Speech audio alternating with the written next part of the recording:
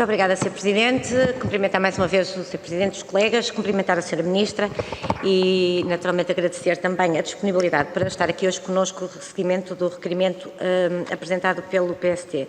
E este requerimento, Sra. Ministra, é bastante objetivo, requerimento no sentido de chamar a Sra. Ministra e a Sra. Provedora, que acabamos de ter a oportunidade de ouvir, porque a situação da Santa Casa da Misericórdia de Lisboa é, de facto, uma situação preocupante e nós tivemos a oportunidade de ouvir e vamos tendo a oportunidade de ver notícias que cada vez mais nos preocupam no que diz respeito à situação financeira da instituição e há aspectos que são importantes clarificar pelo bem da transparência e pelo bem pela necessidade de informação, porque estão em causa e não quero mais lembrar que estamos a falar de uma instituição que tem uma missão pública fundamental, que tem respostas fundamentais e, portanto, e que gere também dinheiros públicos e, portanto, é fundamental que haja essa transparência e esse esclarecimento. E a verdade é que da parte do Governo não tem havido essa informação.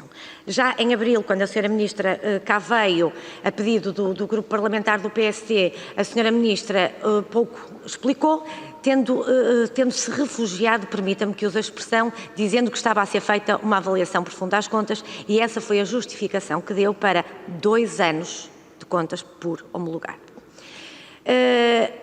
Na sequência desta nossa audição e mais tarde tomamos conhecimento também, porque não foi o Governo que informou o Parlamento, que tinha havido 2 processos, ou seja, que tinham sido instaurados 2 processos. Uma auditoria externa à Santa Casa Global e outro uma reavaliação às contas feita pela nova mesa da Santa Casa.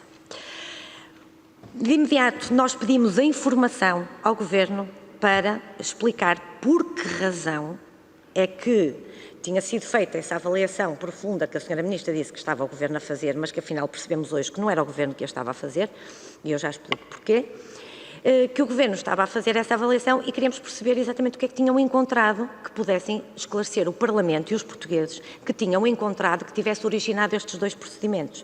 Ora bem, o Governo aqui o que nos fez. E, Sra. Ministra, eu vou dizer que, para ser simpática, eu vou dizer que a informação que nos deu é manifestamente insuficiente, mas isto é só para ser simpática, porque a informação que a Sra. Ministra nos deu foi exatamente a informação que nós pedimos. Ou seja, o que a Sra. Ministra se limitou foi a relatar o que tinha sido feito, e não foi isso que o PSD pediu.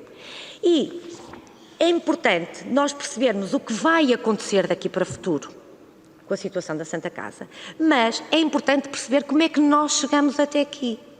E isso não conseguindo explicação. O que vai acontecer, por isso nós pedimos a vinda da Sra. Provedora para percebermos de facto que se há ou não comprometimento das respostas que esta instituição dá, mas precisamos de perceber como é que chegamos até aqui.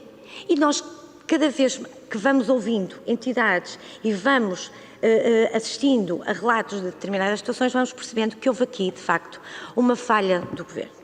E houve uma falha do Governo no sentido da sua missão também e competência, que é de fiscalizar esta instituição.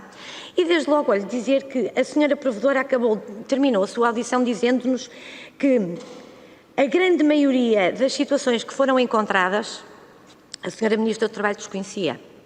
Sim, senhora, não pomos em causa que desconhecesse.